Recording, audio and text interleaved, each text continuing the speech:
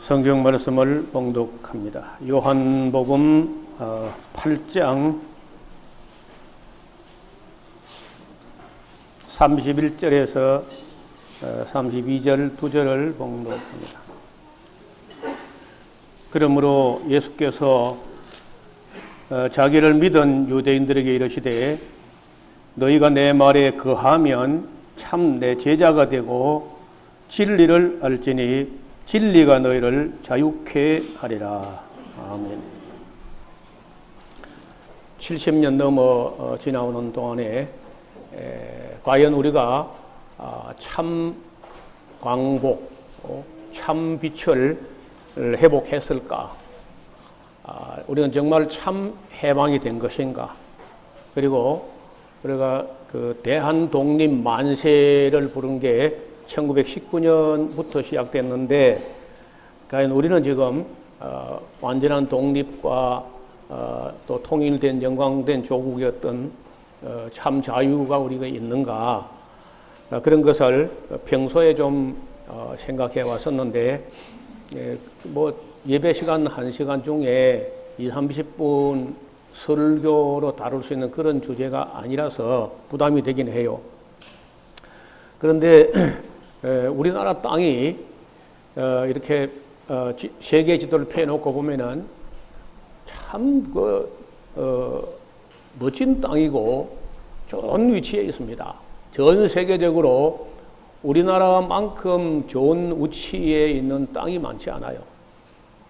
가까운 일본이 있지만은 아시는 대로 그건 섬이라는 섬. 중국이 좋은 위치에 있는 것도 사실이지만은 중국은 그 서쪽에 많은 황폐한 땅과 모래 사막이 있어가지고 북경을 가서 보면은 먼지와 황사에 덮인 그런 땅입니다. 그리고 이제 세계적으로 좋은 땅이 유럽에 조금 있고 그 다음에 이제 터키 금방 하고 미국 그 중북부 카나다 그런 땅들이 이제 좋은 땅들이에요. 거기에 이제 그래 좋은 땅이 있지만은 그래서 참 우리는 여러 가지 면에서 좋은 조건을 갖고 있습니다. 그래서 좋은 조건을 갖고 있는 땅이기 때문에 주변에 있는 나라들이 탐을 내기도 하고 또 빼앗아 보려고 어제가 애를 썼습니다. 그 중에 맨 먼저 이제 그 이전 시대에는 좀 차치하고라도 고려 왕조 때부터 조금 역사를 돌아보면은 고려 왕조는 AD 918년부터 1392년까지 고려 왕조 기간은 484년으로 이렇게 봅니다. 그 중에 우리가 그 몽골이 세웠던 나라를 원나라라고 이렇게 하는데 이 나라가 우리를 지배했던 기간은 약 77년 정도 지배를 했습니다. 그리고 속히 물러갔고 그 뒤에 이제 어려울 때 들어 있었는데 한때는 그 몽골이 아시는 대로 춥습니다. 춥고 이제 거기는 바다가 지금 현재 몽골로 하면은 바다도 없고 내륙 속에 갇혀버린 그런 나라잖아요. 그래서 중국 전체를 거의 다 점령하고 한반도까지 점령했을 때 몽골은 굉장히 우리 땅을 좋아하고 자기들 땅에 비해서 너무 좋으니까 그래서 한때는요 제주도를 몽골의 수도로 삼아 보려고 이런 생각을 했어요, 사람들이. 그래서 어째서 그 제주도에 말이 그렇게 많이 나오느냐. 몽골 사람들이 더 쉬운 겁니다.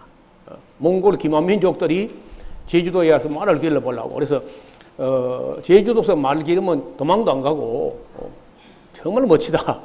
이렇게 생각할 정도로 우리 땅을 좋아했어요. 근데 그 몽골이 이제 쿠빌라이 칸이 한때는 우리 한반도 점령하고 일본까지 점령하려고 이렇게 생각을 했는데 그때는 되지 않았고요. 그리고 이제 몽골이 물러가자마자 그때부터는 일본이 부단히 우리나라를 탐을 냅니다. 선조, 이조 시대를 하면 선조 대왕 그 시절부터 집요하게 한반도를 빼앗아 보려고 그 300~400년 정도 공을 들이고 준비를 해요. 그 뒤에 이제 고려 왕조를 지나서 명나라 시대를 좀 돌아보면은,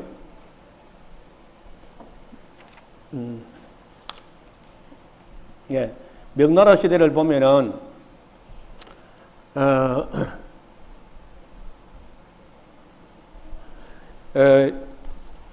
이시조선이 500년 동안 이어지는데 명나라의 속국으로 해가지고 명나라의 지배를 받습니다. 그래서 뭐 예를 들어서 뭐 황태자를 세운다 할지라도 명나라에 가서 허락을 받아와야 세우고 이런 참 굴욕적인 세상을 살았죠.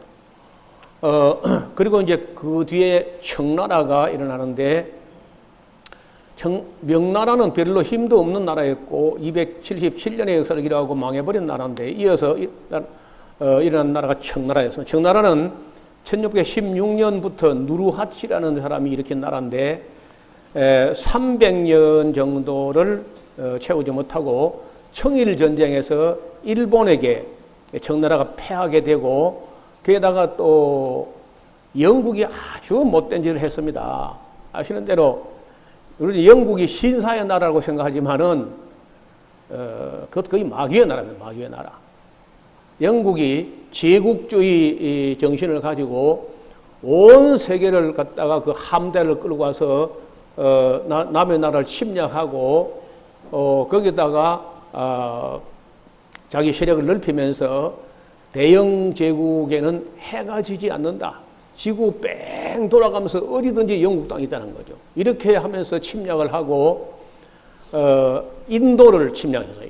영국이 인도를 침략해가지고 인도의 그 목화, 어마어마한 목화를 해가지고 이제 영국을 가져가지고 이제 돈을 많이 벌고, 그거 가지고 안 되니까 인도 벵골만에다가 아편을 그야말로 무진장으로 심어가지고 인도 벵골만 양질 아편을 가지고 중국에 장사를 해가지고 전 중국인들이 아편에 미쳐갔습니다.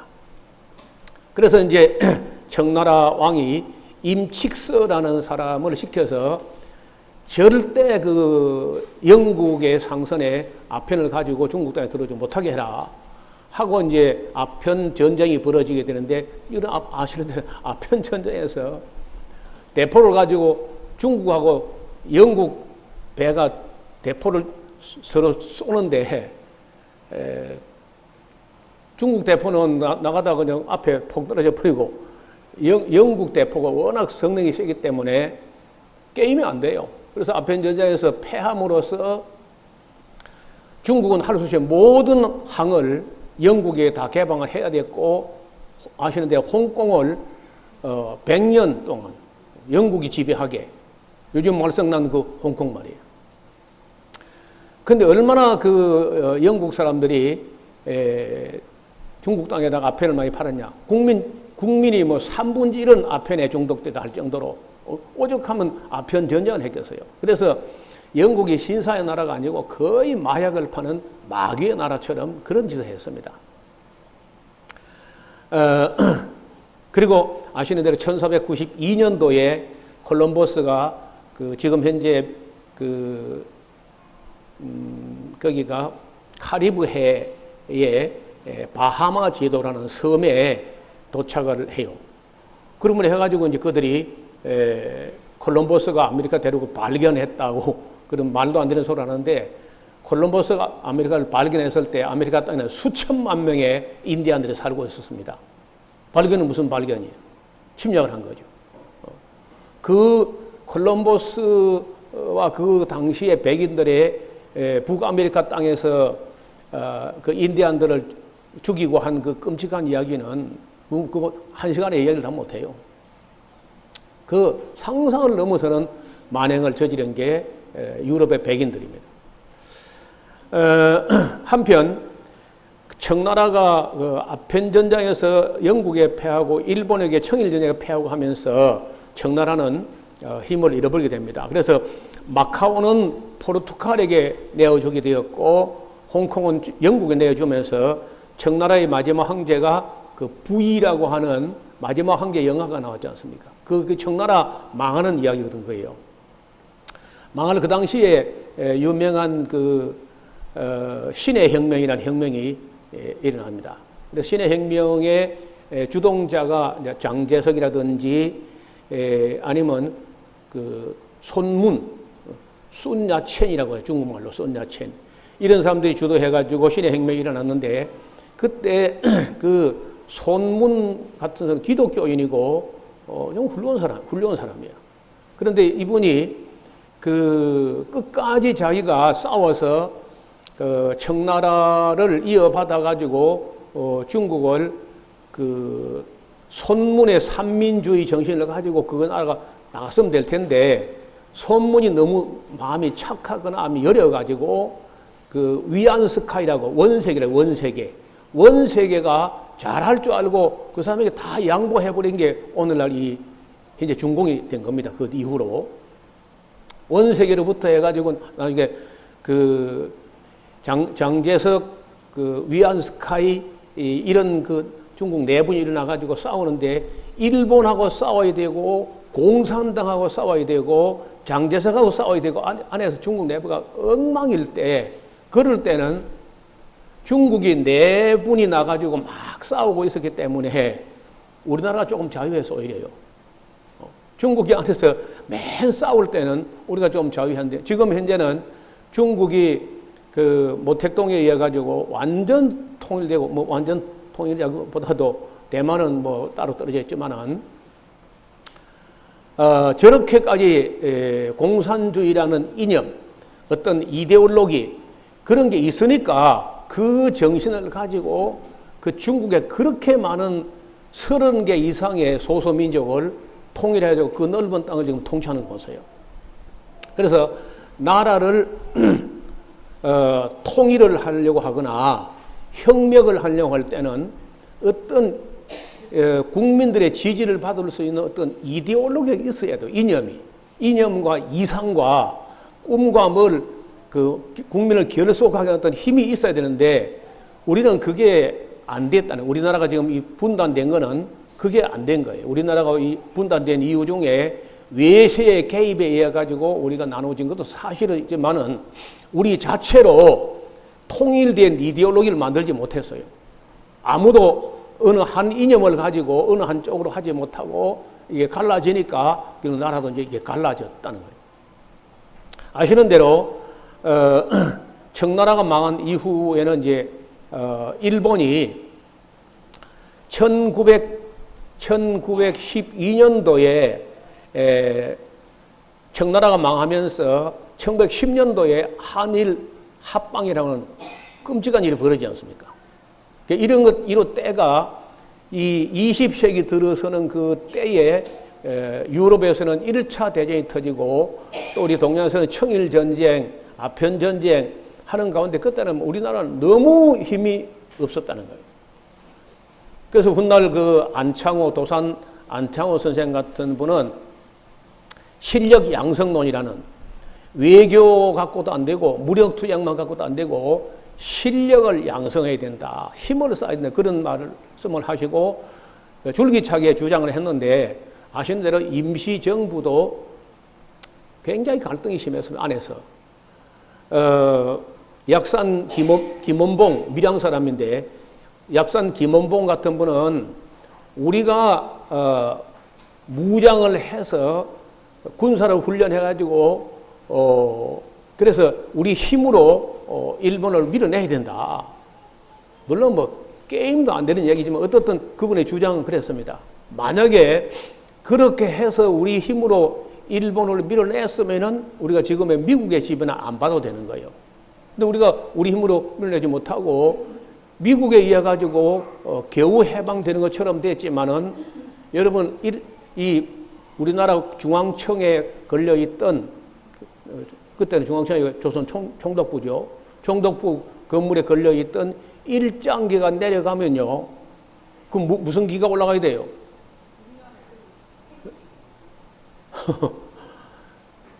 태극기가 올라가야 되든지 아니면은 유엔기가 올라가야 돼. 하다 못해. 그런데 거기 성조기가 올라갑니다. 성조기. 일장기를 내리고 성조기가 개양됐다고요. 그래 제가 에스라 홈페이지 역사와 미래방에 미군은 해방군이었는가 점령군이었는가 하는 어떤 학자의 글을 올려 제가 쓴 글이 아니고 오지 않습니다.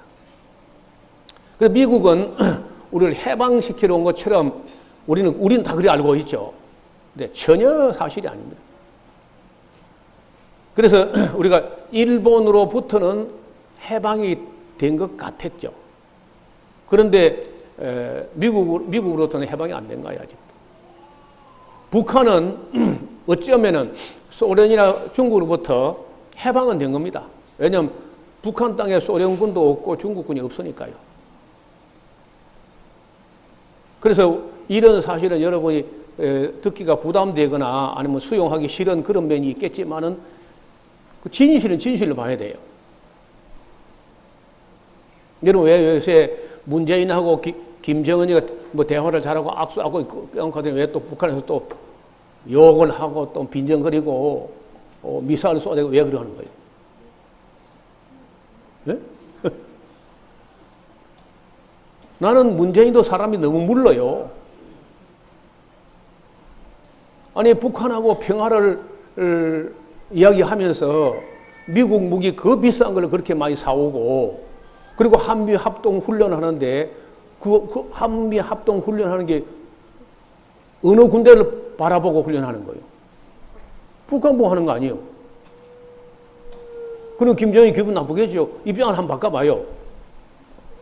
맨날 우리 쪽에서만 생각하냐 입장을 한번 우리 민족, 북한도 우리 민족이니까 한번 바꿔 생각해 보시라고. 만약에 우리 땅에 미군이 한 명도 없고 외국 군대가 하나도 없는데 북한에서 소련군하고 북한군이 소련의 최첨의 무기를 가져와가지고 독수리 훈련하고 또 뭐 키 리졸버하고 을지 훈련하고 그래 계속 훈련하게 되면요 우리가 기분 안 나쁠까요? 입장 곤란합니까? 아니 솔직히 한번 물어봅시다. 우리나라에 이 미군이 없는데 북한에서 소련 최첨의 부대하고 어마어마한 북한이 소련 무기를 사다가 재면서 소련군하고 북한군이 남한에서 계속 무력 시위를 하고 합동훈련을 갖다가 매년 정기적으로 해대면은 우리 같으면 김정은이 같이 말 안 하겠냐고. 우리가 더 할걸요. 그러니까 통일을 안 하려면은 뭐 지금보다 더 세게 해야 돼. 통일 같은 거 생각 안 하려면 통일이라든지 북한하고 협력을 생각 안 하려면은 미국 무기 더 사오고 우리도 막 핵무기도 만들고 막 이렇게 더 세게 가야 됩니다. 그게 이제 요즘 뭐 자유한국당 사람들 얘기죠. 그러나 어차피 우리가 미국은 그 남입니다. 여러분 우리가 한미동맹이라는 말을 너무 쉽게 많이 쓰는데 제가 지금까지 역사서를 아무리 뒤져도 한미가 동맹한 일이 없습니다. 여러분 육하원칙에 대해서 이해해서 한번 찾아내봐요. 몇 년도 몇 월 며칠 몇 시에 한미동맹이 어떻게 이루어졌는지. 우리 일방적인 짝사랑일 뿐입니다. 1971년도 10월 25일 날 미국 유엔 본부에서 1967회째 유엔 총회가 열렸어요. 그 총회 때 알바니아 대표가 발의를 합니다. 자유중국은 아무것도 아니다. 그런데 쫓아야 되고 중공 중공을 유엔 안전보장이사의 상임이사국으로 받아들여야 된다 하는 그런 알바니아 대표가 한 거예요. 그래서 표결에 붙였는데 그때 128개국 대표가 모였는데 중국 오랑캐를 유엔 안전보장 이사회 상임이사국으로 받아들이는데 찬성이 76표, 반대가 35표, 기권이 17표. 그래가지고 하루아침에 자유중국이 유엔 안전보장 이사회 상임이사국에서 쫓겨나고, 그리고 중국 오랑캐가 미영 소불중 할 때 자유중국이 아니고 중국 오랑캐가 되는 거예요. 상임이사국. 더 웃기는 게 여러분 그 5개 나라가 안전보장이사회 상임이사국인데 아시는 대로 거부권이 있습니다.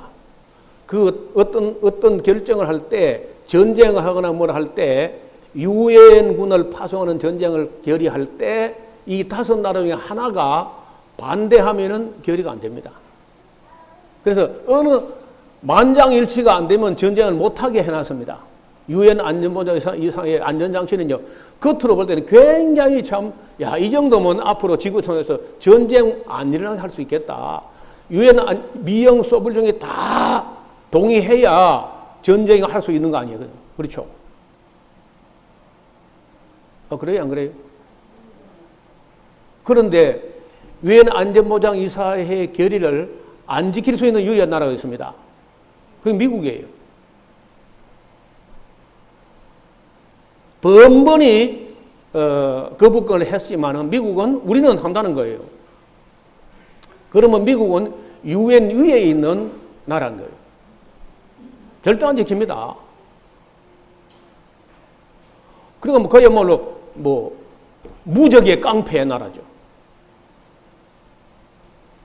어떤 힘으로도 어떻게 할 수 있는 나라가 아니야.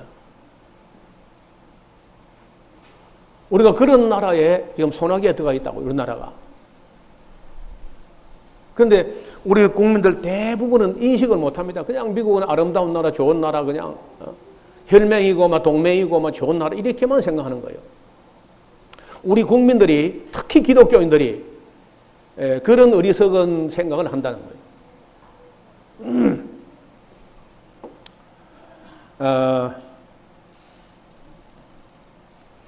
중국 청나라의 마지막 황제 푸이라고 하는 이야기를 아실 겁니다.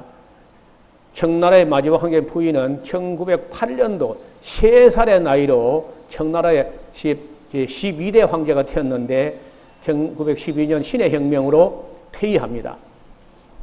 신해혁명이 일어나게 되면서 중국에서 왕정시대가 이제 끝나게 되는데 손문, 순원 혹은 순야첸이라고 하는데 삼민주의가 실현되지 못했고 장개석은 대만으로 갔고 모택동이 시작한 공산당이 문화대혁명을 주도하다가 등소평에 의해 가지고 공산주의, 자본주의 이거 다 중요한 거 아니다.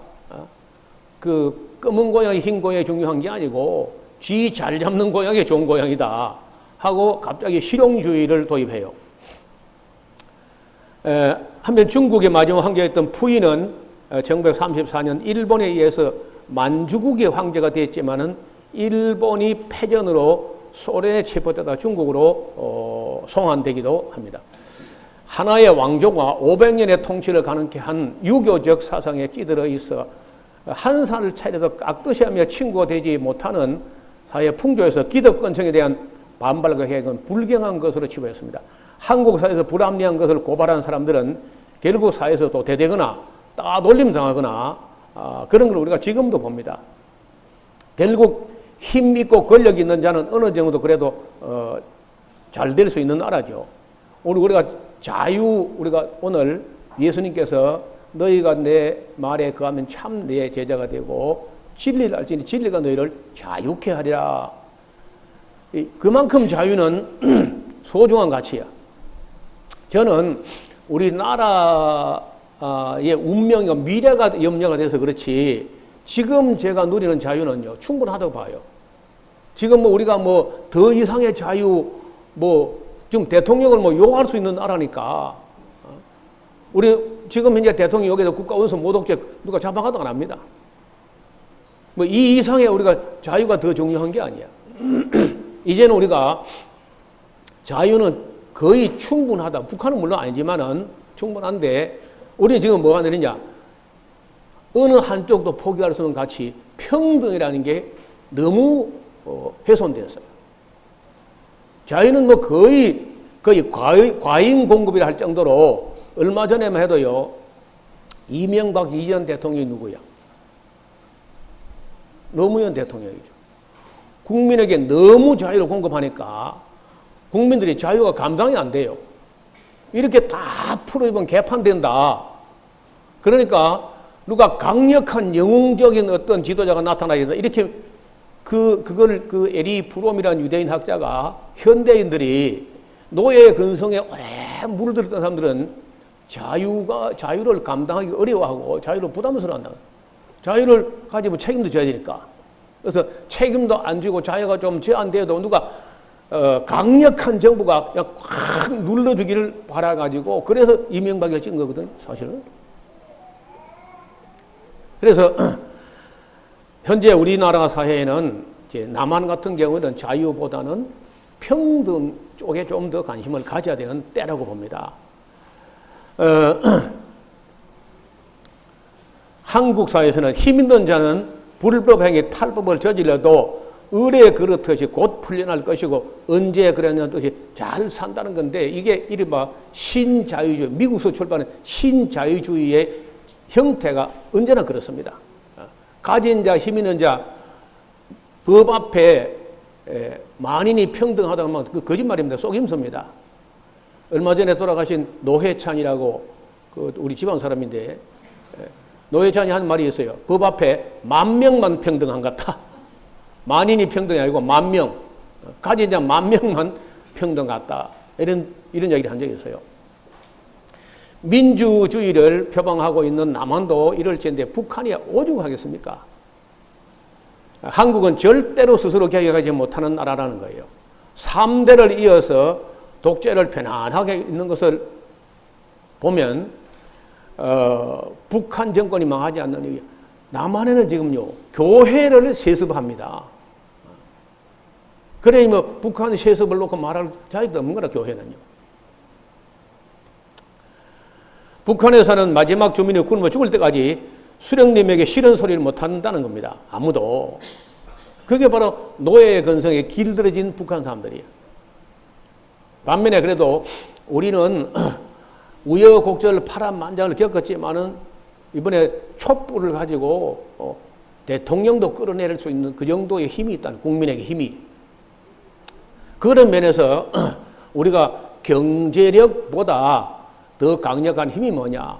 국민들의 깨어있는 그 민주 시민의식이 있다는 겁니다. 북한보다는. 그래서 군사력으로 하면은 북한이 더 실지 몰라요. 핵무기뿐 아니라 완전 비대칭이라 할 수 있으나 우리 국민들의 민주의식은 미국보다 앞서 있습니다. 미국보다 앞서 있고 영국보다 앞서 있습니다. 독일보다 우리가 앞서 있어요. 세계 최고로 봐요. 이런 나라는 전 세계에 잘 없어요. 그래서 자유라고 하는 것은 우리는 거의 아무리 악한 정권이 악한 일을 해도 우리가 이만큼 국민들이 깨어서 지켜냈다. 그래서 그런 면에서는 우리가 세계 어느 나라 앞에도 부끄럽지 않다는 거예요. 인격을 가진 사람이 아니라 잘 기르는 동물처럼 그냥 꾹꾹 눌러가면서 참아내는 그런 민족이 이제 북한인데 이래가지고는 희망이 없다는 거죠. 우리가 지금 해방이 되었다고 하지만 진정한 자유. 그래서 이 참 자유는 진리를 알고 진리가 우리를 자유케 해. 진짜 자유예요. 여러분 지금 현재 우리 기독교인들, 우리 샤론 교회 성도들은 그래도 좀 자유할 겁니다. 내 생각에. 어떤 분은 목사님 이렇게 자유해도 되는 겁니까? 그리고 너무 편안해가지고 걱정이 돼 불안하다 그런 말도 가끔 해요. 역사를 잃어버린 민족의 미래는 없다. 진실을 두려워하는 자에게 자유가 멀어진다. 진실을 알게 되는 것이 때로는 불편할 수 있습니다. 보다 나은 세상을 위해서 우리는 역사를 배워야 합니다. 역사는 과거를 배우는 게 아니라 현실과 미래를 위해서 반드시 배워야 합니다. 그래서 우리가 지금 현재 우리나라가 지금 그 국민 자유는 이만큼 되는데 문제는 우리나라 대통령은 자유가 없습니다. 대한민국 대통령은 문재인뿐 아니라 어떤 대통령이라도 미국 앞에 꼼짝을 못하는 그런 나라예요. 또 중국이 뭐라 그러면요, 우리가 또 꼼짝을 못해요. 왜 이렇게 됐죠? 대외 의존도, 무역 의존도가 너무 크기 때문에 그 나라 두 나라가 우리가 대한민국 대통령이 되면요, 중국 눈치를 안 볼 수 없게 되고 미국 눈치를 안 볼 수가 없습니다. 근데 일본까지 나와서 때리니까 기분 되게 나쁜 거예요. 그 문재인 대통령이 미국에야 우리가 어쩔 수 없고 중국에 어쩔 수 없을 때 일본 놈들이 나쁜 일 해놓고 큰 소리 치냐. 그래서 일본은 지지 않겠다 그 말은요, 내가 이해가 됩니다. 그런 우리 역사적 국민 정서가 있다는 거예요. 제가 지금 우리가 참 자유한 것 같고 우리 개인은 매우 자유하지만 정치인들은 절대 쉽지 않다. 누가 대통령 해도 대한민국 대통령 다 마찬가지예요. 그리고 한때 아까 말씀드린 영국이 제국주의를 가지고 얼마나 못된 짓을 많이 했습니까? 그런데 1차 대전, 2차 대전 때 미국이 갑자기 두각을 나타내면서 영국은 슬슬 뒤안길로 오히려 미국 눈치를 봐야 되는 그런 입장이 되었습니다. 그 다음에 프랑스가 굉장히 못된 짓만 했거든요. 프랑스가 알제리라든지 베트남이라든지 이런 데 가서 얼마나 사람들을 학대했는지 모릅니다. 근데 그 2차 대전 때 독일 앞에 묵사발이 돼가지고 눌려 있다가 미국이 와서 해방시켜 주는 바람에 프랑스도 이제 미국 눈치를 봐야 돼요. 독일은 당연히 미국 눈치를 봐야 되고 나토 안에서는 미국을 거스르는 나라가 없다시피 한 거예요, 지금. 그래서 지금은 제국주의가 양상이 달라졌습니다. 옛날에는 스페인 제국주의, 포르투갈 제국주의, 영국 제국주의, 프랑스 제국주의, 이런 제국주의가 약한 나라, 약한 민족을 지배했는데 지금은요, 유일한 제국주의 나오는데 그게 미제국주의라는 거예요. 남한에서는 안 쓰는 용어죠. 남한에서는 미제국주의 하면 그 북한에 쓰는 말 아닙니까? 제가 이 미제국주의라는 말은요, 북한에서 가져온 게 아니라 노암 촘스키나 하워드 진이나 에릭 홉스범이나 미국 학자입니다. 미국 역사학자들 입에서 미국이야말로 마지막 바빌론 제국주의다. 그래서 이 제국주의는요, 단지 정치 제국주의만 아니야. 재벌 제국주의, 금융 제국주의, 무력 군사 제국주의, 그 다음에 이념 제국주의, 종교 제국주의, 기술 제국주의. 일본은 지금 기술 제국주의라도 해보겠다고 지금 서치는 겁니다. 한국이 너무 빨리 큰다는 거예요. 소니가 삼성, LG에게 밀리면서부터 일본의 자존심이 많이 상했어요. 그래가지고 어떻게 하면 한국을 한번 길들여 볼까 했는데 좀 더 두고 봐야죠. 그 다음에 정치 제국주의, 침략적 제국주의, 패권적 제국주의, 식민적 제국주의, 제국주의 양상이 많이 달라졌다는 거예요. 그 다음에 이제 침략을 할 때도 옛날에는 총칼로 가지고 침략하는데 지금은요, 금융을 가지고 융단 폭격을 해버립니다. 그러면 안 넘어갈 나라가 없어요. 미국 뒤에 있는 유대인들이 달러를 마음대로 이제 조정할 수 있습니다. 환율도 조정하고, 그 다음에 인플레이션도 조정하고, 통화 완화라든지 통화 긴축 다 지 멋대로 할 수 있는 FRB라는 페더럴 리저브 보드라는 미국의 달러를 찍어낼 수 있는 유대인 은행이 있습니다. 이 사람들이 각 나라가 조금 잘 산다, 까분다 싶으면 바로 금융을 가지고 목을 쪼아버립니다. 우리가 맛본 게 이제, 우리뿐 아니라 아시아, 남미 다 그때 맛봤죠. IMF 맛을 봤는데, 하여튼 그때, 갑자기, 달러를 갚으라 하면요, 믿고 차관을 가졌는데 그걸 갖다가 빨리 갚으라 하니까 바로 그냥 기업들이 줄부도나면서 유동성 확보가 안 돼가지고 IMF 맞이한 거거든요. 그러면 쩔쩔 맬 때 국제 고리 대금업자가 있는데 그게 IMF. 아주 어마어마한 이자를 받아먹고 그렇게 해가지고 우리를 하여금 너희 일도 안 하면서 하루에 도장 한 개 찍고 한 달에 몇천만 원, 몇억 원씩 가져간 사람이 있다. 귀신같이 하는 사람들이요. 그래가지고 그걸 전부 다 잘라내는. 그게 소위 말해서 구조조정이라는 겁니다. 그리고 구조조정을 다 하고 나니까, 그리고 IMF 다 갚고, 금모기 해가지고 갚고 나니까요. 한국 기업들은 세계에서 가장 열심히 해가지고 이익을 제일 많이 내는 기업이 됐습니다. 그래야자 유대인 큰손들이 와가지고 김영삼 대통령 때 유엔에 가가지고 우리가 세계화 하겠다고 글로벌리제이션을 수용하면서 무제한 외국인 투자할 수 있도록 다 금융에 100% 개방하겠다고 손들었다고요. 근데 바로 유대인들이 와가지고 우리 주식을 다 몽땅 사버린 겁니다. 그 주식 중에서도 이익 배당 우선주량을 몽땅 다 유대인이 사버리기 때문에 대한민국에 은행이 많이 있는데 은행을 전부 약한 은행이 안 되고 그것도 은행도 군사를 쫙 빼가지고 인원을 최대한 줄이고 기계화해가지고 이익을 팍팍 내는 은행을 만들어라. 그래 만들어가지고 이제 지주은행을 만들어가지고 신한지주은행 무슨 하나지주은행 다 만들어가지고 그래서 그 이익배당 우선주를 유대인이 다 사버린 거 전부 다. 담보 가정이 있는데 농협하고 우체국하고 우리 은행 3개만 우리 거고 나머지는 다 유대인 겁니다. 모든 은행이 다 유대인 거예요. 그걸 미국 학자들은 다 알고 있습니다. 한국 사람은 모르지.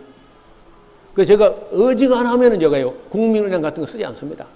신한은행도 쓰지 않고 하나은행도 쓰지 않고 농협 우체국을 사용합니다. 최대한 어쩔 수 없으면은 다른 은행을 쓰지만은 내가 할 수 있다면은 농협과 우체국과 우리 은행 내가 쓸 적이 없고 농협 우체국 이익이 나도 그럼 우리나라 사람이 이익을 보는데 다른 은행을 쓰면은 그 이익 났을 때 전부 미국이 다 가져간다. 1년에 60조를 가져갑니다. 그래서 대한민국은 대한민국이 아니고 문재인 대통령이 미국 가가지고 서명했는데 대한민국 대통령 문재인. 대한민국이 아니고 미연을 빼고 대한민국 대통령 문재인. 사인을 그래 해도 진짜로. 여러분 집에 가서 인터넷에서 대한민국이라고 쳐봐요. 대한민국. 그걸 카톨릭 대학의 최상천 교수라는 사람은요. 한국이라는 나라가 코메리카다. 코메리카. 완전히 미국 손아귀에 완전히 들어버린 그런 나라라는 거예요. 일본하고 한국이. 그래서 우리가 참 완전한 자주 독립을 하고 있느냐? 아직 아니야. 그런데 미국 무기를 계속 사다가 저렇게 한미 합동훈련 하니까 김정은이가 뭘 좀 잘하려고 했는데 문재인도 별 수가 없구나. 그리고 화를 내는 겁니다. 제가 여기 앉아서 다 보여, 다. 북한의 김정은이 무슨 생각이 다 보여야 돼. 우리 국민들이 좀 더 깨어나야 됩니다. 제가 요즘은요, 역사 공부를 새로 합니다. 현대사, 고대사, 이건 할 게 별로 없고요. 현대사는 많이 우리가 오해하고 있다는, 모르고 있거나, 진실을 잘 몰라요. 더 놀라운 것은요, 미국이란 나라는요, 제일 좋아하는 지도자가 어떤 사람이냐면, 미국이 좋아하는 지도자는 무조건 악한 지도자를 좋아합니다. 악한 지도자, 그 다음에 부패한 지도자. 거기다 더 좋은 지도자가 있다면 누구냐? 군부 지도자. 그러니까 악하고 부패하고 쿠데타를 일으키는 군부라는 힘을 갖고 있는 지도자를 미국이 제일 좋아한다는 거예요. 제가 한번 시간이 좀 가서 죄송합니다.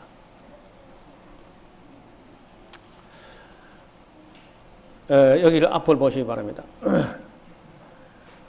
미국은 부패하고 악한 정권만 왜 지원할까? 칠레의 아우구스토 피노체트, 아주 악한 지도자인데 미국이 강력하게 지원하는 사람이에요. 과테말라의 군부 독재자 리오스 몬트라는 악한 지도자도 제일 악한 지도자 미국이 제일 좋아합니다. 니카라과의 소모사 정권, 얼마나 악한지 나중에 미국도 지원하다가 감당이 안 돼 포기합니다.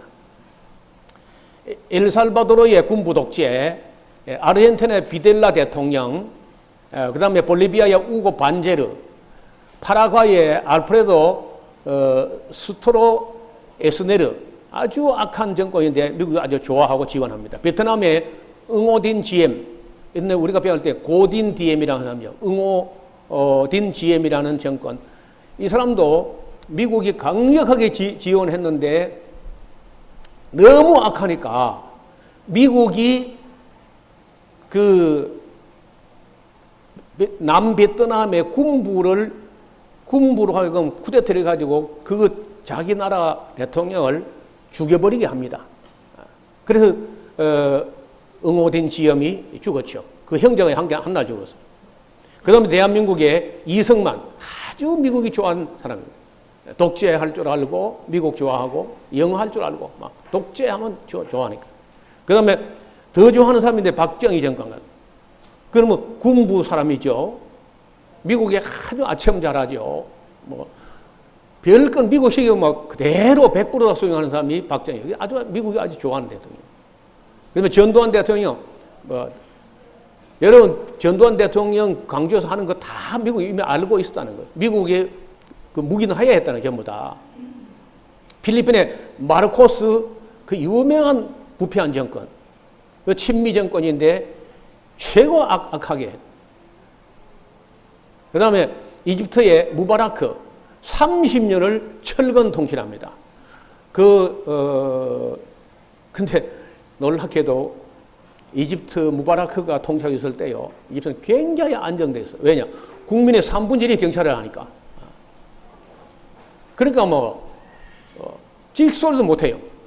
그때 우리는 성지순례 안심하고 다녔습니다.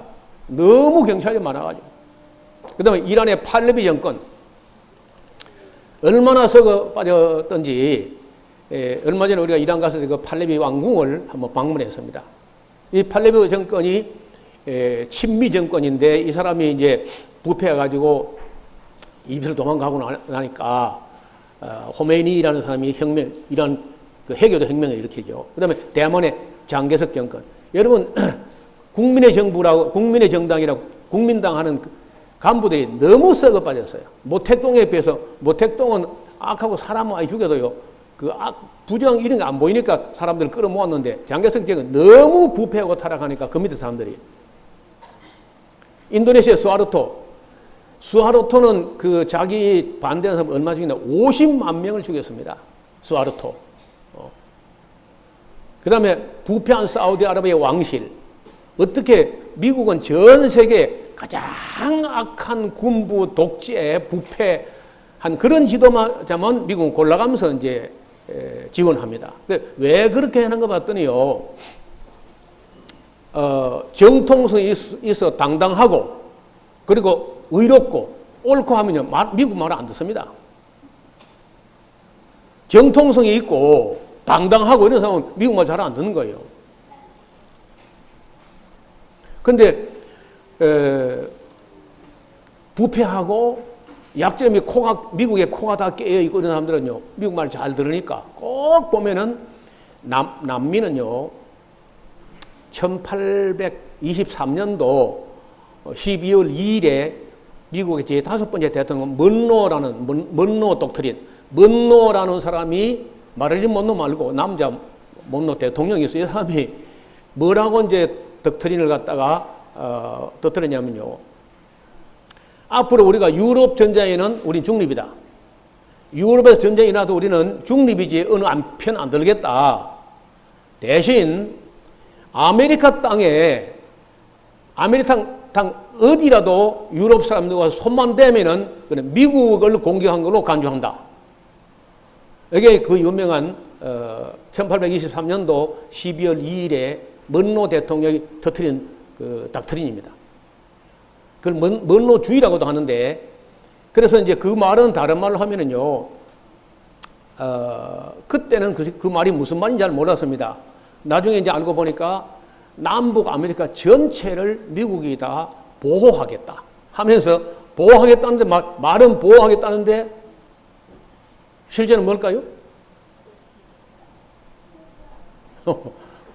관리하고 다스리고 소유하겠다.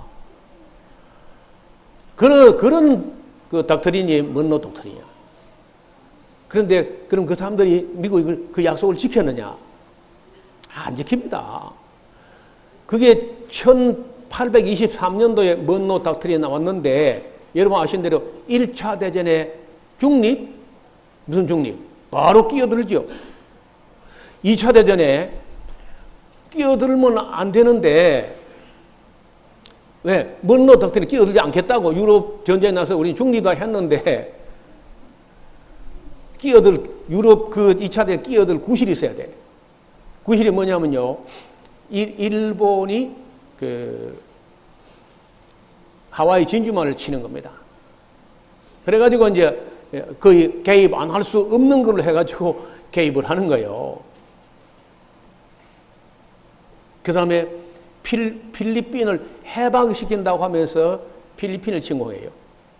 쿠바를 해방시킨 다음에 스페인으로부터 해방시킨다고 하면서 쿠바를 침략했다가 피델 카스트로에게 묵사발이 되죠. 미국이라는 나라.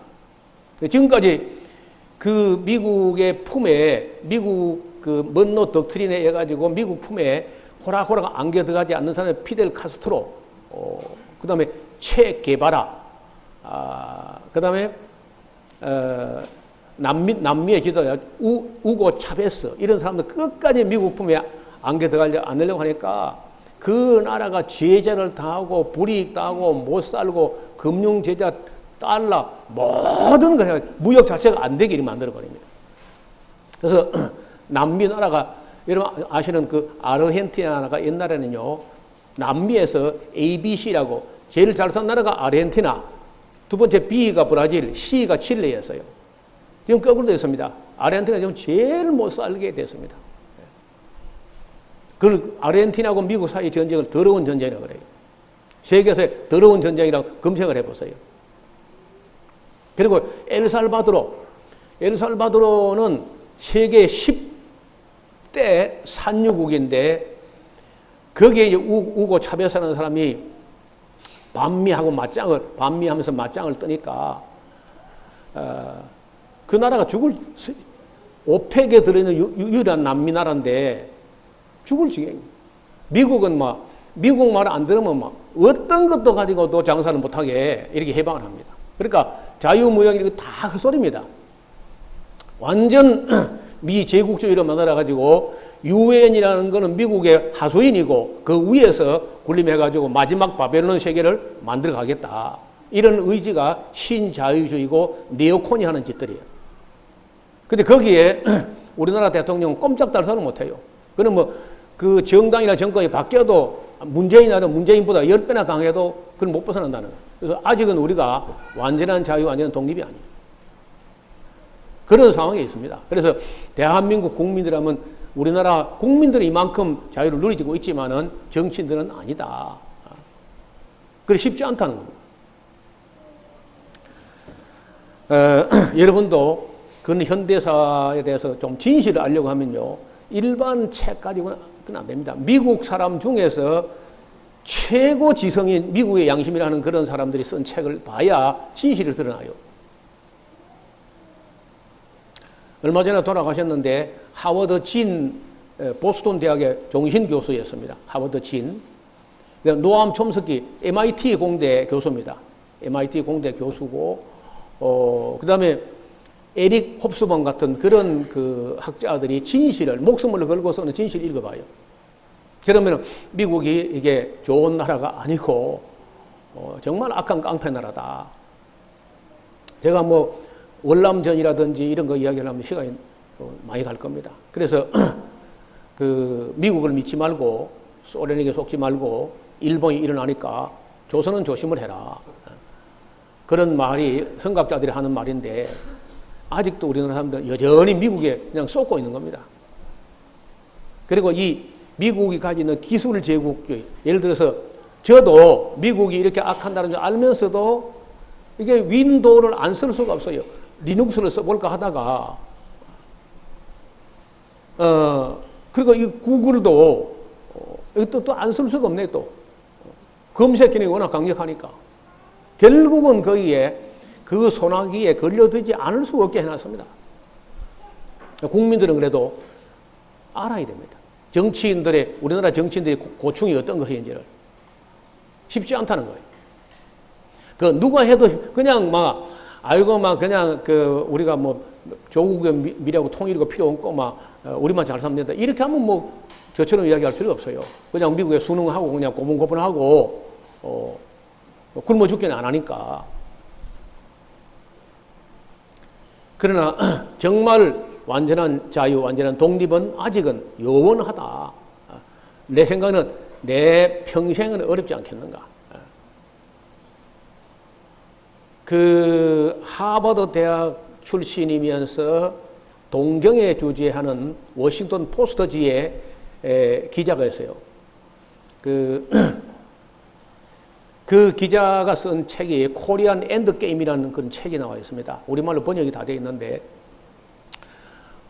그 북한 김일성이 정권을 9번이나 만나서 깊이 상담을 해보고, 한국은 일본의 주재원이지만은 한국은 그냥 늘 살다시피 하면서 책을 썼는데 굉장히 감동적이고 아주 그냥 미국 사람 절대 미국 편이 아니고, 그렇다고 일본에 있지만 일본 편도 아니고, 북한은 왕래하냐 북한 편도 아니고, 남한으로 왕래하냐 남한 편도 아니고, 정말 객관적으로 한반도 엔드게임은 어떻게 돼야 되느냐 하는 얘기가, 제일 먼저 하는 얘기가 탈미라. 탈미.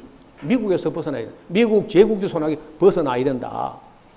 그리고는 미국 기자면서요. 그러면서 남북한이 하루 통일이 안 되니까 느슨한 연방제로 일국이체제로 가가지고 중립을 선언해서, 그 다음에는 미국이나 일본이나 중국이나 소련을 잘 이용해 먹는 그런 나라가 되면은 희망이 타. 그 두꺼운 책인데 그 양반 이야기를 딱 요약하면 그렇게 돼요. 대신 그다음에 힘이 있어야 됩니다. 빨리 이번에 아베가 저리 한 거 한편 고마운 일이라.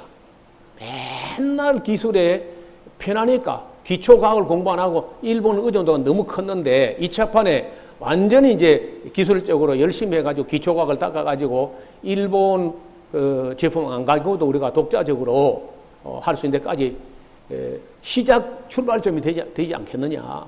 이래 보는 사람은 아베 고맙다 이런 사람, 김용옥이부터 시작해가지고 도올 선생 그런 말을 합니다. 너무 그냥 일본만 믿고 우리는 가만히 있어버린 거다. 기초과학이 너무 약하고. 제 생각은 앞으로 한 20년 정도 한국이 기초과학을 닦아야 우리가 일본 의존을 하지 않고 좀 설 수 있지 않겠나 그런 생각을 해요. 그래서 실력이 없으면 독립도 자유도 없다는 거예요. 예수님은 너희가 내 말에 가면 참 내 제자가 되고 진리를 알지리 진리가 너희를 자유케 하리라. 그런 정도 우리가 자유가 있지만은 저는 이 한국 기독교가 그럼 참 진리에 서 있느냐? 별로 그렇지 않다고 봐요. 진리에 서 있지도 않고 윤리에 서 있지도 않기 때문에 예수님 말로 죄를 짓는 자마다 죄의 종이다. 예를 방언하는 자마다 방언 귀신의 종이야. 그건 무슨 자유가 있어요? 그래서 방언 기도 안 할 자유가 있어야 돼. 그 소리. 그래서 아직은 우리나라는 우리 국민이나 우리 교회가 진리 안에서 누린 참 자유, 그리고 적어도 우리 민족이라면요, 북한까지 함께 누릴 참 자유, 함께 어떤 나라로부터도 어떤 나라도 우리를 흔들 수 없는 그런 나라가 되려면은 실력이 있어야 되고, 또 남북이 통일까지는 아니라도 협력해서 여차하면 남북이 함께 어떤 나라하고도 남북이 함께 맞설 수 있는 나라 정도 돼야 된다. 저는 그런 생각을 해요. 저하고 여러분 생각이 다를 수 있지만은 그렇게 방향은 하루아침에 안 이루어진다 할지라도 그런 방향은 갖고 있어야 돼. 이상과 꿈과. 그리고 그런 정도를 가지고 북한하고 대화를 해야죠. 맨날 미국 바지가랑이에 붙잡고 그래야 북한 대화 안 되죠. 내가 김정일이 돼 문재인처럼 저래 가면 나도 대화 안 하겠어요. 너무 미국 눈치를 많이 보는 거예요. 근데 또 문재인 대통령 미국 눈치를 안 볼 수 없는 게 자유한국당 때문에. 그리고 이 진주 사람들하고 산청 사람들, 그 대구 경북 사람들, 도무지가 미국 오서 죽는 줄 알고 이러니까 안 되는 거예요. 특히 영남이, 특히 산청.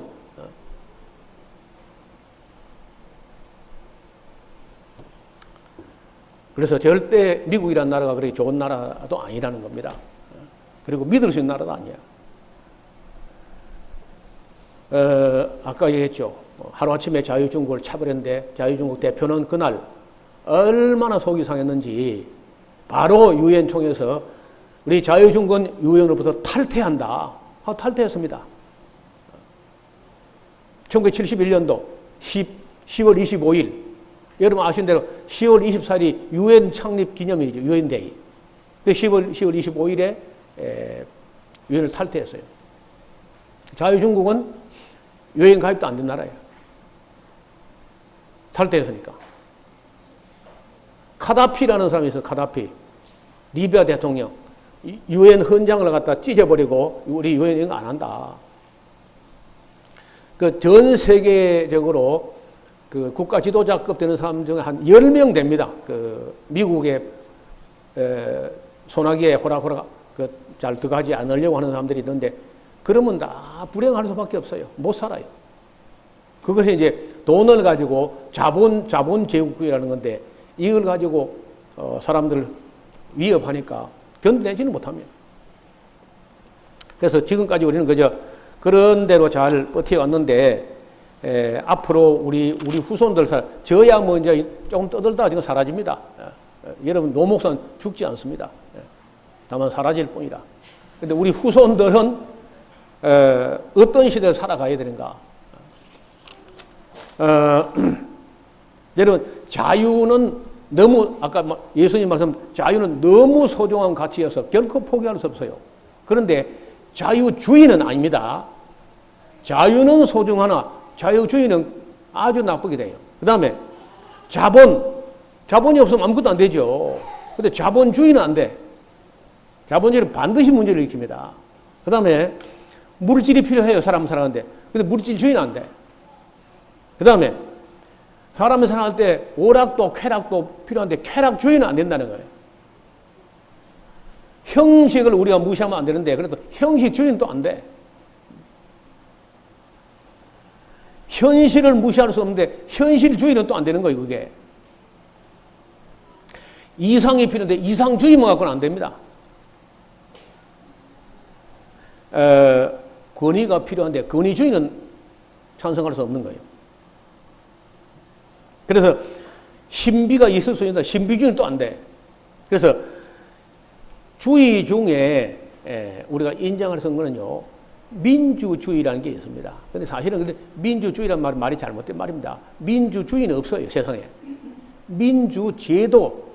여러분 모든 주의라는 말은 끝머리에 ISM이 붙어 있어요. 이즘. 근데 민주주의는 이점이 안 붙어 있습니다. 데모크라시아. 그러니까 민주제도라고 해 맞아요. 민주제도 이거는 뭐 민주제도를 민주주의라고 하니까 하는 말인데 그거는 뭐 우리가 인정하지만 어떤 주의라도 주의가 붙어 있으면 따라가면 안 돼요. 은사가 필요하지만은 은사주의는 곤란하다는 거라. 사람이 복을 받아야 되지만 기복주의는 안 돼. 제가 살피고 연구하고 정리하는 무선주의가 붙으면 반드시 어디가 치우치니까 깊이 생각하셔야 돼요. 그래서 우리가 지금까지 자본주의는 공산주의는 나쁘고 자본주의는 괜찮은 걸로 그렇게 좋은 걸로 생각하는데 자본주의 때문에 이제 어떤 일이 벌어질 것인가를 얼마 후에 여러분 아시게 될 겁니다. 아마 한 20년쯤 지나고 나면요. 그때 노목사 하는 말이 일리가 있다. 지금 이해가 안 되는 분이 대부분일 거예요.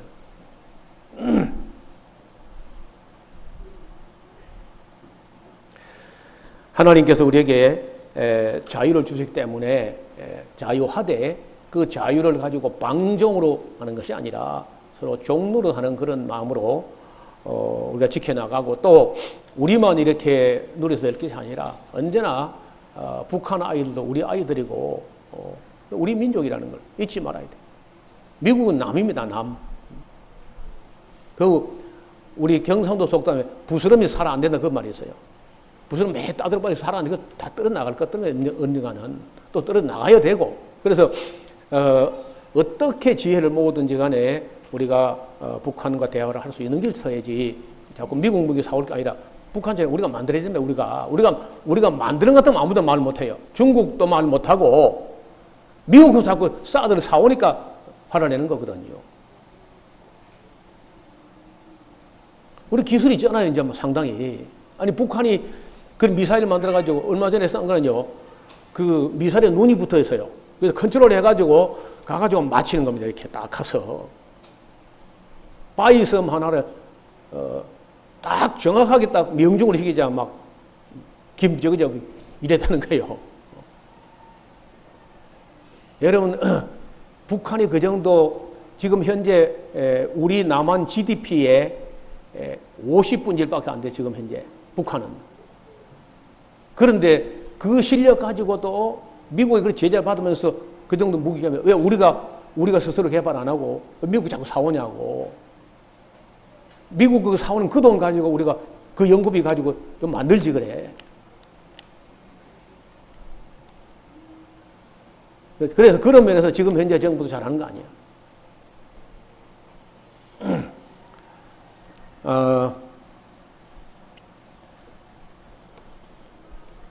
자유가 여기는 자유를 잃어버려 본 분들이 없는 거죠. 그래서 자유가 얼마나 소중한지를 잘 모르고 지금 우리가 누리는 자유에 대해서 별로 고마움을 모르고 있을지 모르나 정말 자유가 유린되었을 때 그때는 그 패트릭 헨리가 그런 말했죠. 자유가 아니면 죽음을. 그 정도로 예수님 말씀 자유는 소중한 겁니다. 그래서 이런 자유를 지켜나가는 함께 이제 우리가 충분히 자유를 위해서 우리가 지금 북한하고 너무 기울어져 있습니다. 운동장 자체가. 그래서 평등을 이걸 기울어진 운동장을 좀 이렇게 발라야 돼요. 같이 걸어갈 수 있도록. 그런 정도 지혜를 모아야 되고 국민들도 좀 생각을 좀 바꿔야 됩니다. 지금까지 이런 생각 가지고는 통일도 안 되고 희망도 없어요. 우리 애들이 앞으로 이 고급 일자리, 편안한 일자리 찾고 그것도 애도 안 낳고 이렇게 하게 되면요. 민족에 무슨 미래가 있냐고. 생각을 전향적으로 바꿔야 됩니다. 기독교부터 우리 샤론교회부터 좀 달라져야 돼요. 제가 언젠가는 한번 우리 한반도의 과거, 현재, 미래 지난 100년 전부터 시작해가지고 한번 따로 정리를 되면은 현재 제가요 컴퓨터를 가지고 공부를 안 하고 노트를 가지고 합니다. 이게 노트를 가지고 정말 써가면서 우리가 너무 소홀히 한 부분이 너무 많았다. 역시 컴퓨터 공부하는 것보다는요 노트에 쓰는 게 훨씬 공부가 됩니다. 손가락이 아파도.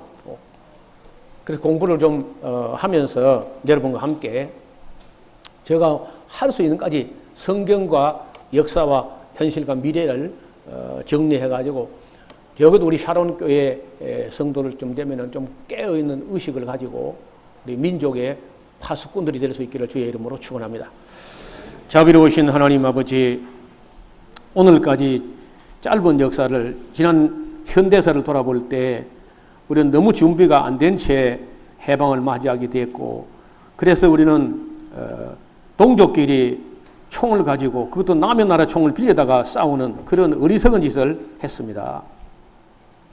돌아보면 만 가지가 한이 맺히는 그런 일들을 했는데 그 이후가 더 희망이 없이 지금까지 분단 역사를 이렇게 오래 지속된 나라가 없을 정도로 너무 슬픈 역사가 기록됐습니다. 어디서부터 무엇이 잘못됐는지 앞으로 우리가 무엇을 해야 될 것인지를 밝히 살펴서 지혜로운 백성들 또 미래를 만들어내는 희망을 만들어내는 그런 민족이 되게 하여 주옵소서. 예수님 이름으로 기도하옵나이다.